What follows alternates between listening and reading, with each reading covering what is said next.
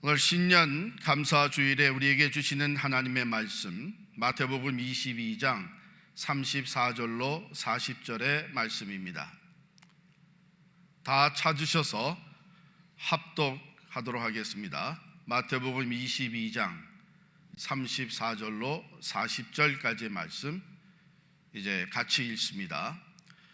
예수께서 사두개인들로 대답할 수 없게 하셨다 함을 바리새인들이 듣고 모였는데 그 중에 한 율법사가 예수를 시험하여 묻되 선생님, 율법 중에서 어느 계명이 크니이까? 예수께서 이르시되 내 마음을 다하고 목숨을 다하고 뜻을 다하여 주 너의 하나님을 사랑하라 하셨으니 이것이 크고 첫째 되는 계명이요 둘째도 그와 같으니 내 이웃을 내 자신같이 사랑하라 하셨으니 이 두 계명이 온 율법과 선지자의 강령이니라. 하나님의 말씀입니다. 우리 잠시 한번 기도합니다. 하나님, 새해 첫 주일에 주시는 말씀을 이제 우리가 받습니다. 금년에도 이 말씀의 강단에서 오직 성경, 오직 하나님의 말씀만이 선포되게 하옵소서. 우리 모두는 옥토와 같은 마음으로 말씀을 받아 30배, 60배, 100배의 열매를 맺게 하옵소서. 예수님의 이름으로 기도합니다. 아멘.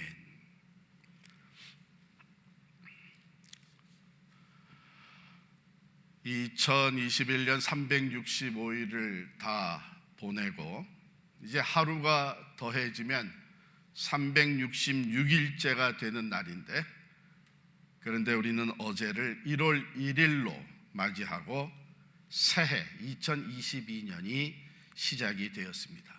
여러분, 세월이 그냥 흘러가지 않고 이렇게 매듭이 있어서 새로운 한 해가 시작된다는 것은 특별한 의미가 있습니다. 그래서 우리는 송구영신 예배를 드리고 또 사회에서도 새해 맞이 행사들을 합니다.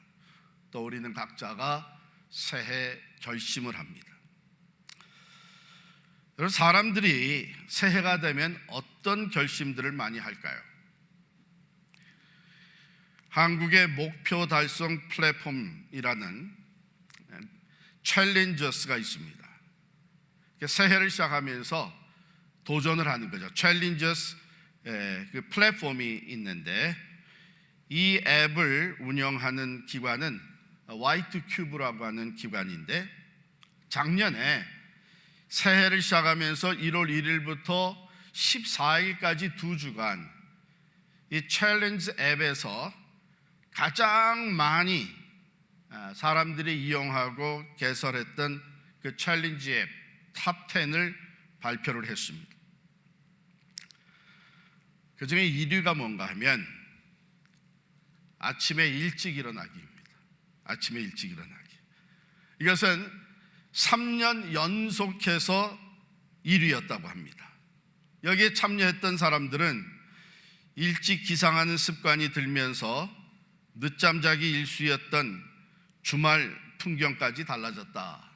또 아침 시간이 많아지면서 생활에 여유가 생겼다와 같은 긍정적인 후기들을 남겼습니다. 그 다음 2위가 책 읽기입니다. 독서.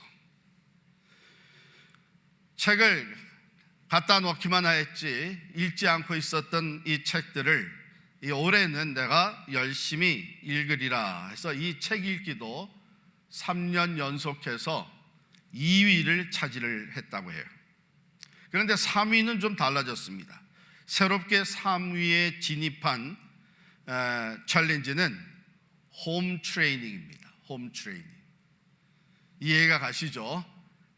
작년 코로나로 인해서 외부 활동하기가 어려워지면서 사람들이 이 집에서 체력을 단련해야 되겠다는 이 홈 트레이닝에 도전을 하기 시작을 한 것이죠. 그래서 새롭게 3위에 오르게 됐습니다.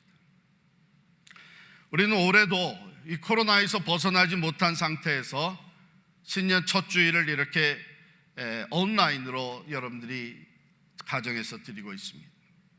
자, 올해 여러분 새해 결심은 무엇입니까? 어떤 것을 원하며 어떤 것에 도전해 보시려고 하십니까? 저는 이 코로나로 인해서 많은 사람들이 어려움도 겪고 저 자신도 한때 무기력감을 느끼면서 이 코로나의 영향력이 대단하다 하는 것을 인식하면서 질문을 떠올리게 됐는데, 사람은 무엇으로 사는가? 여러분 잘 아는 대로 러시아의 대문호 톨스토이의 단편 소설의 제목 아닙니까? What men live by. 사람은 무엇으로 사는가? 코로나 팬데믹으로 인해서, 그것도 몇 개월이 아니라 2년 동안 계속되고 있는 이 코로나 팬데믹으로 인해 우리의 삶에 많은 변화와 또 위기와 어려움이 생겼습니다. 오늘 아침에 제가 확인을 해보니까 현재 전 세계 코로나 확진자 현황 통계가 2억 9천만 명입니다. 그리고 사망자는 546만 명입니다.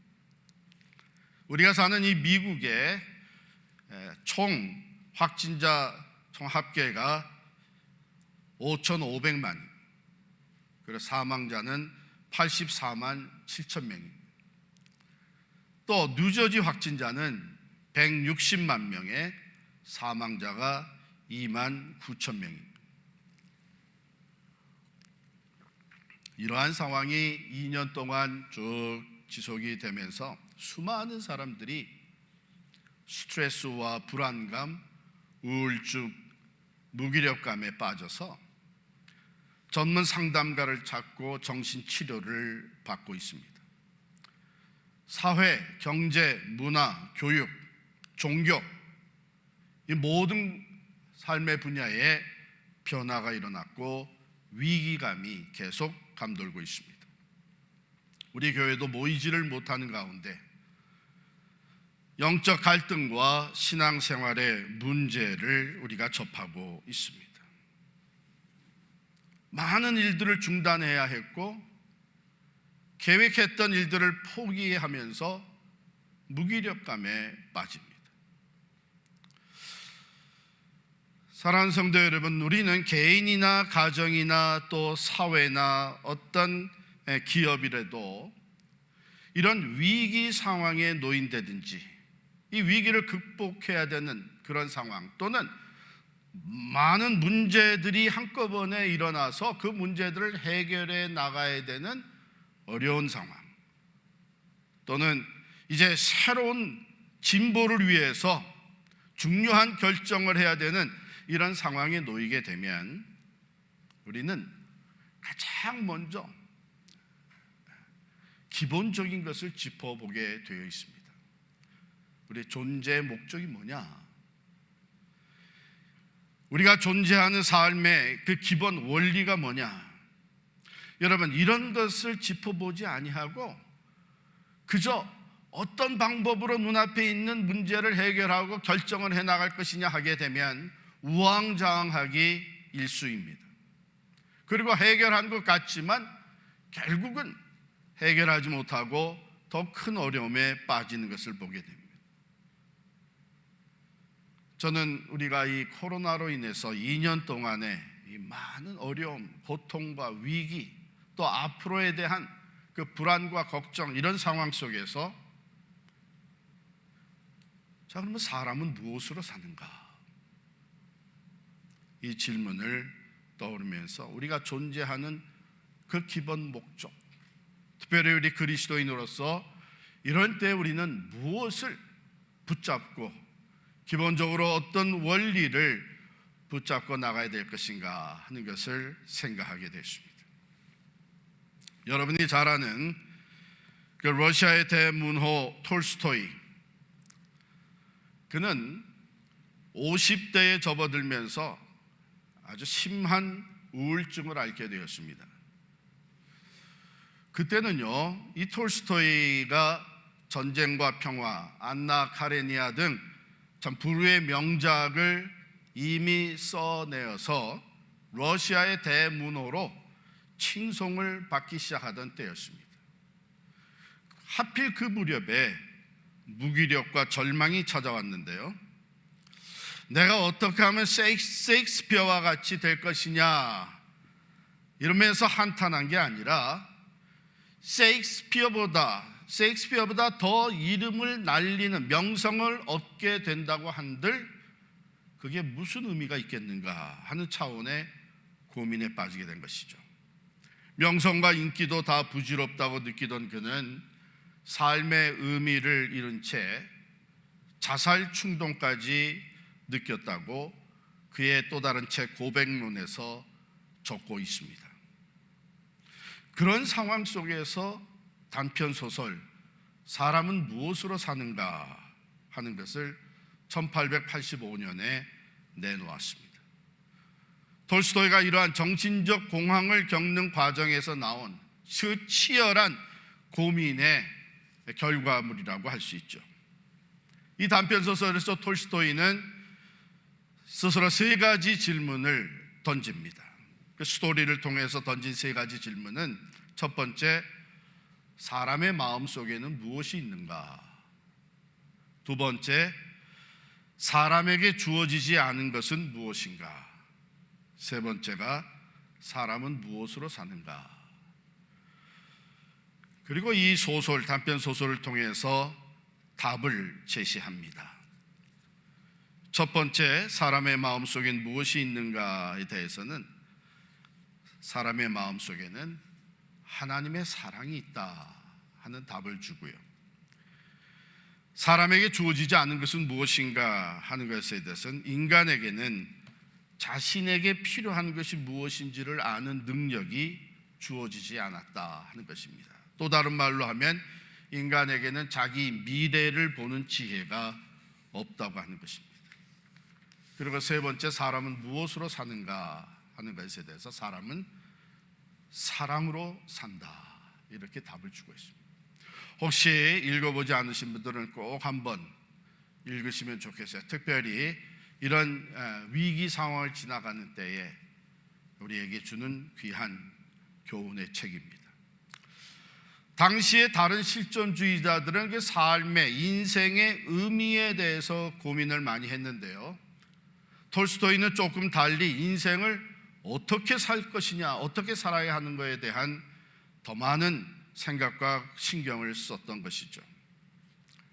그는 자기가 이미 소유했던 기독교 신앙에서 그 답을 찾아 이 단편 소설을 통해서 제시했던 것입니다. 오늘 본문의 말씀은 우리 인간에게 주어진 위대한 계명입니다. The Great Commandment. 예수께서 이르시되 내 마음을 다하고 목숨을 다하고 뜻을 다하여 주 너의 하나님을 사랑하라 하셨으니 이것이 크고 첫째 되는 계명이요 둘째도 그와 같으니 내 이웃을 내 자신같이 사랑하라 하셨으니.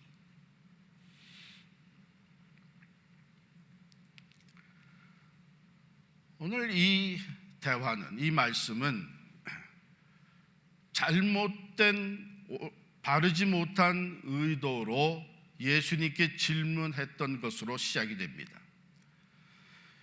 34절에 보면 예수께서 사두개인들로 대답할 수 없게 하셨다 함을 바리새인들이 듣고 모였는데 그중 한 율법사가 예수를 시험하여 묻되. 누가요? 바리새인 중에 한 율법사가. 바리새인들은 당시 에세네파, 사두개파와 함께 유대교의 큰 3대 분파의 하나였습니다. 예수님 시대에는 가장 큰 영향력을 끼쳤던 사람들이 바리새인들이었습니다. 이들은 율법을 엄격하게 지키는 사람들이었고 또한 사내들인 공회의 리더로서 많은 바리새인들이 참여하고 있었습니다. 경건한 지도자와 존경받는 사람들로 인정되었던 것이 바리새파 사람들 중에, 이들은 십계명을 비롯한 이스라엘의 조상들로부터 물려받은 그 율법뿐만 아니라 그 선조들의 그 전통을 존중하여서 그 구전까지 그대로 이어받아서 일상생활의 아주 사소한 데까지 율법을 구체적으로 정확하게 지켜나가는 열정이 있었던 사람들이었습니다. 그런데 사두개파 사람들은 모세 오경에 기록된 율법만을 인정을 했습니다. 그러니까 구약의 모세 오경 외에 선지자들의 글이나 이런 데를 통해서 나타나는 하나님의 율법에 대해서는 인정을 하지 않았던 것이죠. 그러다 보니까 당연히 이 바리새인들과 사두개인들 사이에는 적지 않은 의견의 차이가 일어나게 되었고, 그것이 종종 논쟁과 경쟁으로 번지게 되었습니다. 오늘 여기 말씀에도 보면 한 율법사가 예수를 시험하여 질문을 했다 그랬는데, 그것도 사두개인들로, 예수께서 사두개인들로 대답할 수 없게 하셨다 함을 바리새인들이 듣고 모였다 그랬습니다. 무슨 말? 우리가 기회가 왔다. 우리가 사두개인들보다 훨씬 더 월등하다고 하는 것을 보여줄 기회가 왔다. 저들은 나사렛 예수와 논쟁을 해서 아무 말도 못하고 패배했는데, 이제 우리는 이 예수와 논쟁을 해서 우리가 이기면 이것은 사두개인들의 코를 납작하게 만드는 결과가 될 것이다 해서 이 옳지 못한 마음을 가지고 예수를 테스트하려고 시험하는 질문을 던진 겁니다. 성경에는, 신약 성경에는 이런 예가 여러 곳에서 나와요. 예수님을 시험하는, 특별히 그 종교 지도자들이. 그때마다 예수님은 어떤 때는 그 시험하는 그 질문을 받을 때에 그것을 오히려 되돌려 물으셨습니다. 너희들은 어떻게 생각하냐? 또 어떤 때는 아예 침묵하셨습니다. 대답할 가치를 느끼지 않으셨습니다. 지혜롭게 예수님은 그 시험에 들지 않게, 그 시험에 얽매이지 않도록 대처를 하셨어요. 그런데 오늘 케이스를 보면요, 분명히 예수님을 시험하려고 던질 질문이라는 것을 예수님이 왜 몰랐겠어요? 그런데 아심에도 불구하고 성경의 다른 경우와는 다르게 조금도 지체하지 아니하시고 답을 하십니다. 옳지 못한 의도로 던진 질문인데 예수님이 그것을 그냥 그대로 수용해서 조금도 지체하지 않고 답을 주신 거예요. 왜 그랬을까요? 그 질문한 의도는 옳지 않았지만 예수님은 이것이 모두가 다 들어야 될 진리, 그리고 현실적으로 실천해야 되는, 삶에 적용해야 되는 하나님의 위대한 명령을 가르치는 기회가 되었기 때문인 것이죠. 예수님은 그것을 좋은 기회로 삼으셔서 의도는 좋지 않았지만 그 질문에 답을 즉시 해주십니다. 모두가 다 들어야 할 진리이며 이미 알고 있는데 실천하지 못하고 있는 것을 깨우쳐 주시는 말씀, 이것은 오늘 우리들도 포함하고 있는 것입니다. 바리새인들뿐만이 아니고 우리들도 마찬가지죠. 바리새인들이 사두개인과 에세나파와 늘 경쟁 사이에 있었던 것처럼 우리가 살아가는 삶의 현실은 경쟁으로 가득 차 있습니다. 심지어는 교회생활, 신앙생활조차도 내가 남보다 앞서려고 하고 인정받기를 원하고 옳지 못한 마음 자세를 가지고 살아가는 경우가 적지 않게 많습니다. 예수님께서 던지신 이 질문은 구약에서, 특별히 구약의 모세 오경에서 인용한 말씀들입니다. 신명기 6장 5절입니다. 너는 마음을 다하고 뜻을 다하고 힘을 다하여 네 하나님 여호와를 사랑하라. 이것을 인용을 하셨어요. 그 다음 부분은 레위기 19장 18절에서 인용을 하셨습니다. 원수를 갚지 말며 동포를 원망하지 말며 내 이웃 사랑하기를 내 자신과 같이 사랑하라. 나는 여호와이니라. 모세오경에서 인용된 이 두 말씀, 그러니까 바리새인들뿐만 아니라 사두개인들까지도 포함해서 누구나 익히 알고 있었던 이 율법의 말씀, 오늘 교회 생활을 어느 정도 한 사람이면 누구나 다 익히 알고 있는 이 말씀, 그래서 이것을 우리는 사자성어로 줄여서 경천애인이라고 표현하기도 합니다. 그런데 말씀을 잘 알고 있었지만 그 말씀을 놓고 논쟁도 벌리면서 자기 자신의 지식과 자기 자신의 그 논리를 월등하게 펼쳐가면서 다른 사람들을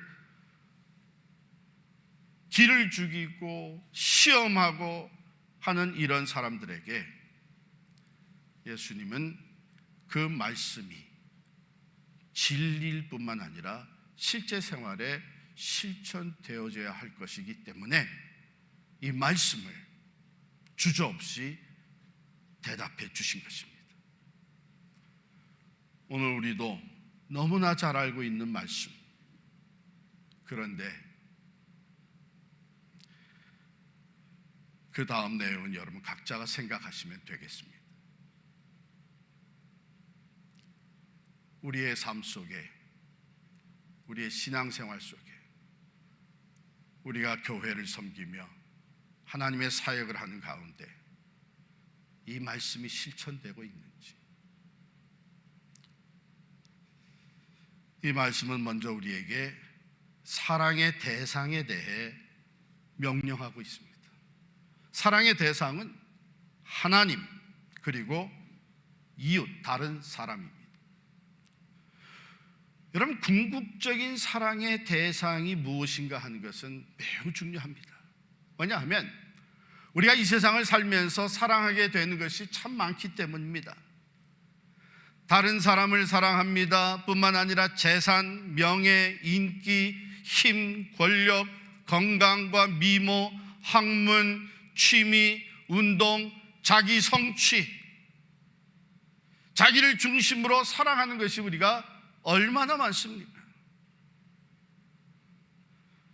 그래서 우리가 무엇을 궁극적인 사랑의 대상으로 삼느냐 하는 것은 매우 중요한데, 왜냐하면 우리가 궁극적인 사랑의 대상으로 삼고 있는 그것이 목적이 되고 다른 것들은 다 그것을 성취하는 수단이 되기 때문입니다.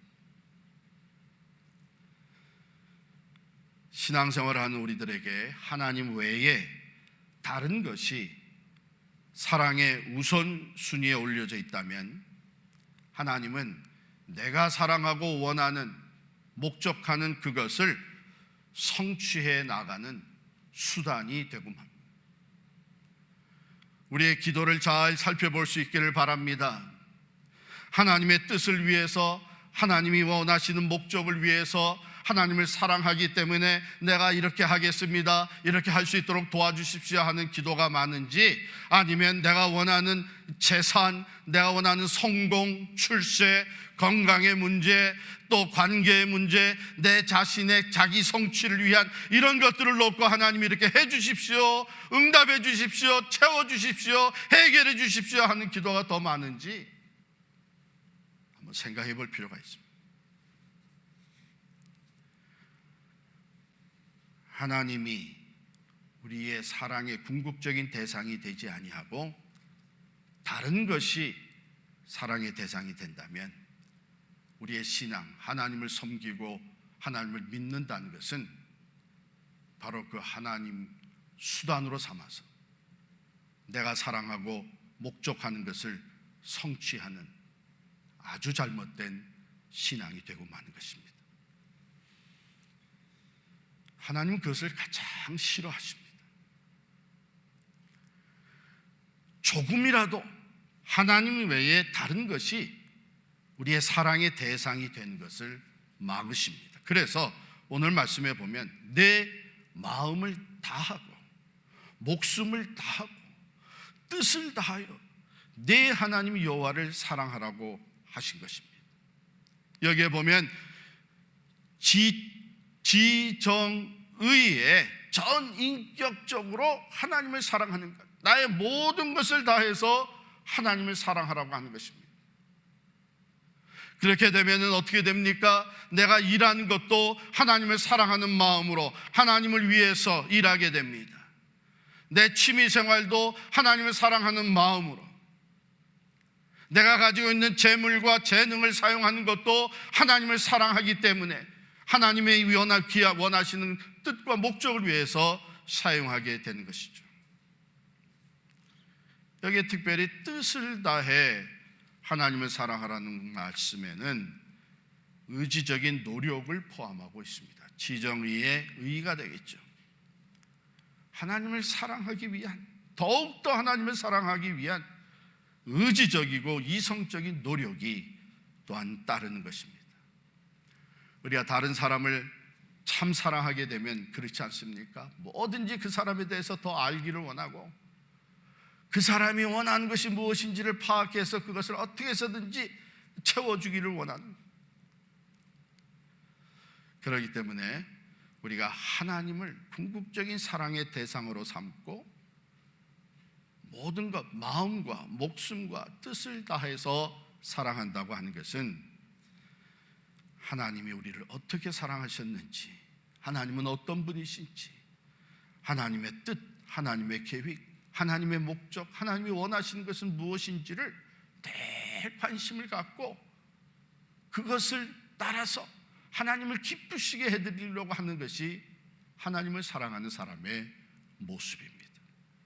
그래서 말만 앵무새같이 하나님 사랑합니다 하고, 그래서 마음속에는 자기의 삶의 내용은, 자기가 목적하는 것들은 하나님과 상관없이 자기중심적이라면 그것은 이율배반적인 모습이고, 중심을 보시는 하나님은 그것을 다 알고 계신 것이죠. 여기 보면 다 한다, 마음을 다하고 목숨을 다하고 뜻을 다한다, 여기 다한다 하게 되면 우리는 최선을 다한다고 하는 것으로 쉽게 해석을 합니다. 그런데 거기에 또 하나의 아주 중요한 의미가 담겨져 있는데, 여기 다한다고 하는 것은 나누어지지 않은 상태를 말합니다. 분리되지 않은 상태. 80%만 하나님을 사랑하고 20%는 내가 원하는 대로 하는 것, 그건 다 하는 것이 아니란 얘기죠. 다 한다고 하는 것은 조금도 나누어지지 않은, the whole thing, 모든 것, 어느 작은 부분도 나누어지지 않은 것을 얘기하는 것입니다. 내 마음이 전적으로 하나님, 내 영혼과 목숨이 전적으로 하나님을 위해서, 내가 뜻하고 의지적으로 결단하는 모든 것이 전적으로 하나님을 사랑하는, 이것이 하나님이 주신 명령. 그 다음에 둘째는 이웃을 자기 몸과 같이 사랑하는 것이라 그랬습니다. 하나님 사랑, 이것은 하나님을 사랑할 때 자연스럽게 따라오는 것입니다. 그렇기 때문에 마치 동전의 양면과 같은 것이죠. 요한일서 4장 20절 21절에 보면 누구든지 하나님을 사랑하노라 하고 그 형제를 미워하면 이는 거짓말하는 자니, 보는 바 그 형제를 사랑하지 아니하는 자는 보지 못하는 바 하나님을 사랑할 수 없느니라. 우리가 이 계명을 주께 받았나니 하나님을 사랑하는 자는 또한 그 형제를 사랑할지니라. 하나님을 사랑한다고 하는 것, 그것은 바로 이웃을 사랑하는 것으로 나타나 보여지게 된 것이죠. 하나님을 사랑한다는 사람이 하나님의 형상대로 지음받은 다른 사람, 이웃을 사랑하지 못한다고 하는 것은 있을 수 없는 일입니다. 동전의 양면은 항상 같이 가게 돼 있는 것 같이 진정 하나님을 사랑하는 것이 이웃 사랑으로 표현되어지고요, 참된 이웃 사랑은 하나님을 사랑하는 것에서부터 비롯되어집니다. 그리고 예수님 하신 말씀이 바로 이 두 계명이 모든 율법과 선지자의 강령이니라. 온 율법과 선지자의 강령이니라 그랬어요. 이 말씀은 직역을 하게 되면 성경에, 그 당시에는 구약 성경이죠, 모든 율법과 예언서들은 이 두 계명에 달려 있다, 이렇게 표현입니다. 이게 직역이에요. 이것을 우리가 이제 해석해 보면 무슨 뜻인가 하면, 하나님을 전적으로 사랑하고 이웃을 내 몸과 같이 사랑하는 그 삶, 그 순종을 통해서 하나님이 우리에게 주신 다른 모든 계명과 또한 율법을 우리는 다 지켜 나갈 수 있게 된다, 그런 뜻입니다. 그래서 성 프란시스 같은 분은 이런 얘기를 했습니다. 하나님을 사랑하라, 그리고 모든 것을 마음 내키는 대로 해라 그랬어요. 하나님을 사랑하는 것, 여기서부터 모든 계명을 우리가 지켜나갈 수 있는 삶으로 변화되어지기 시작하는 것입니다.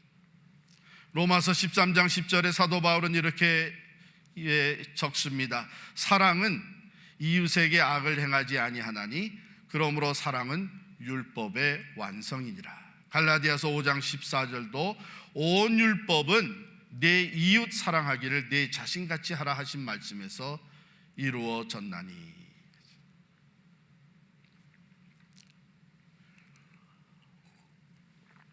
여러분, 우리가 성경에 하나님이 우리에게 주신 많은 율법, 특별히 예수님 당시에 바리새인들이 지켰던, 그래서 이 모든 율법 중에 어느 것이 제일 크냐고 했을 때 그때 그 율법 수가, 계명의 수가 613개였습니다. 여러분들 지금 앉아서 그 613개, 성경에 있는 613개, 그들이 지켰던 613개의 계명을 적어볼 수 있겠어요? 아니, 613개가 아니더라도 10계명을 비롯해서 그 10계명에서부터 가지쳐서 나온 성경의 여러 그 계명들, 우리에게 지키라고 하신 그 계명들을 적어 내려가면 얼마나 적을 수 있겠어요? 그런데요, 우리가 그 계명들을 계속 알아가야 되겠죠. 그러나 비록 우리가 그것을 다 알지 못한다고 해도 하나님을 진심으로 사랑하고 또 이웃을 사랑할 때, 즉 모든 것을 다해 하나님을 사랑하고 모든 것 다해 이웃을 내 몸과 같이 사랑할 때에 우리가 미처 알지 못하는 그 계명들조차도 다 지켜지게 돼서 완성된다 하는 말씀입니다. 그러니 이 말씀이 얼마나 중요한 계명입니까? 그래서 우리는 이것을 가장 위대한 계명이다, commandment다, 이렇게 얘기를 합니다. 이제 말씀을 맺습니다.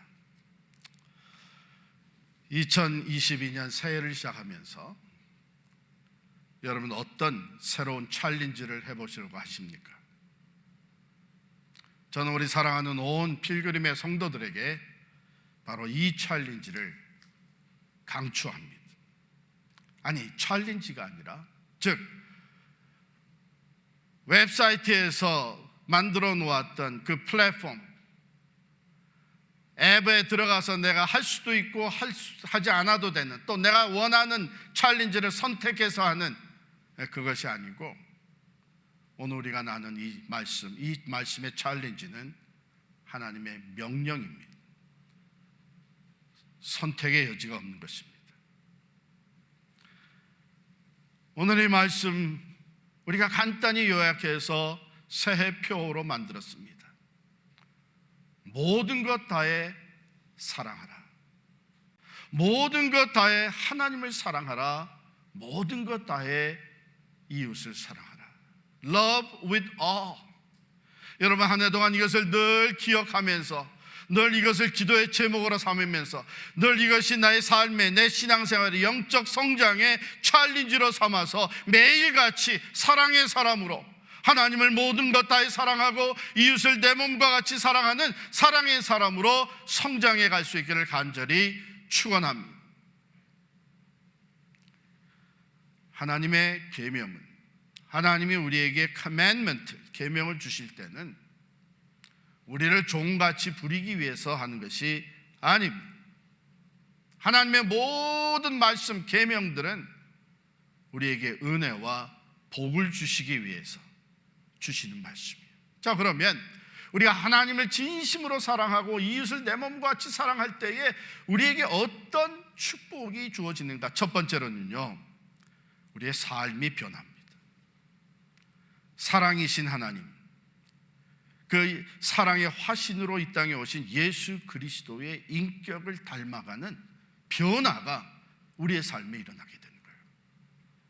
여러분과 제가 신앙생활하면서 늘 갈등하면서 노력하는 게 뭐예요? 내가 좀 변해야 될 텐데, 내가 이만큼 신앙생활을 했으면, 내가 이만큼 지도자로서 영향력을, 나는 좀 변해야 될 텐데 하는 이 갈등이 우리에게 얼마나 많습니까? 우리가 이 계명의 모든 것 다해 하나님을 사랑하고 이웃을 사랑하려고 발버둥치며 노력을 할 때에, 기도하며 하나님 앞에 도움을 구할 때에 바로 이 실제적인 우리의 삶의 변화, 성화의 열매가 맺어져서 그리스도의 인격을 담는 놀라운 변화가 일어나는 것입니다. 여러분, 우리가 사람끼리만 사랑을 해도 서로 닮아가요. 서로 닮아가요. 우리가 하나님을 사랑할 때에 하나님의 사랑이 우리 안에 살아 움직입니다. 역사합니다. 그것이 우리의 인격을 새롭게 만들어가는 겁니다. 두 번째, 이 말씀에 순종하며 나아갈 때에 우리가 다른 사람과 갖고 있는 이 관계에 놀라운 변화가 일어납니다. 치유와 회복이 일어납니다.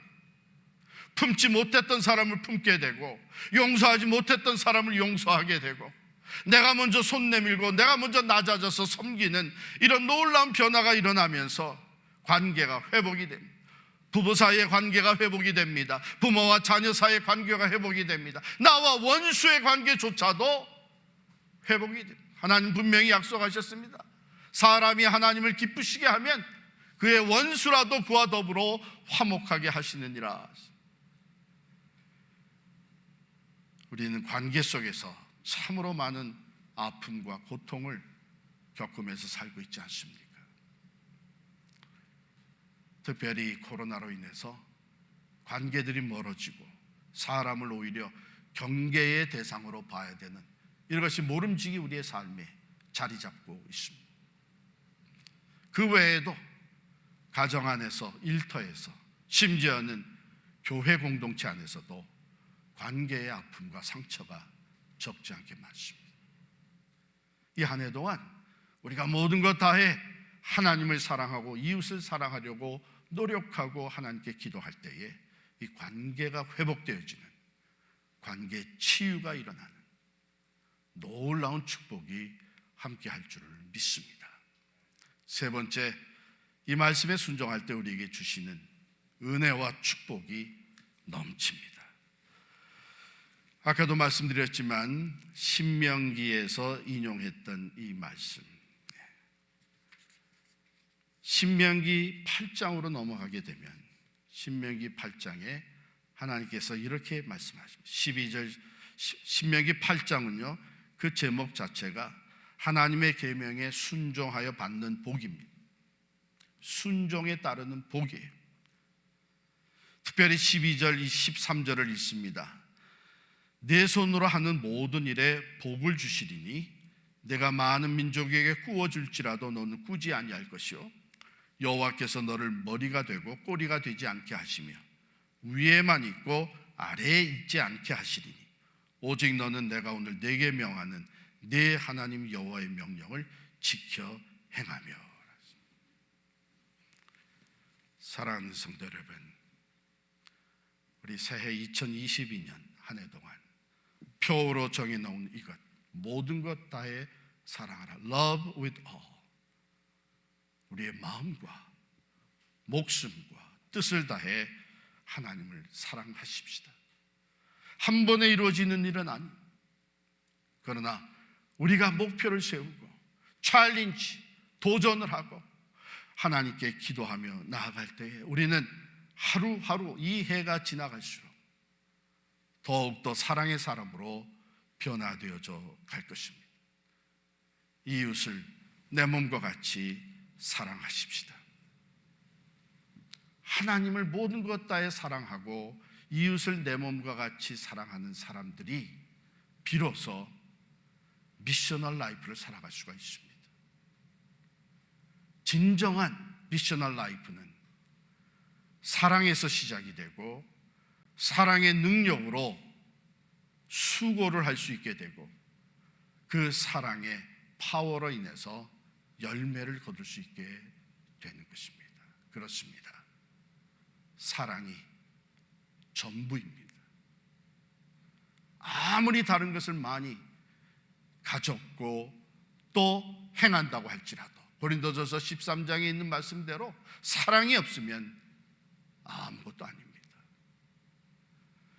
이 한 해 동안 모든 것 다해 하나님을 사랑하고 이웃을 사랑하는 가운데 놀라운 변화의 축복과 또 영적으로 물질적으로 하나님이 넘치게 허락하시는 은혜와 축복이 우리 안에 충만하기를 간절히 축원합니다. 기도하겠습니다.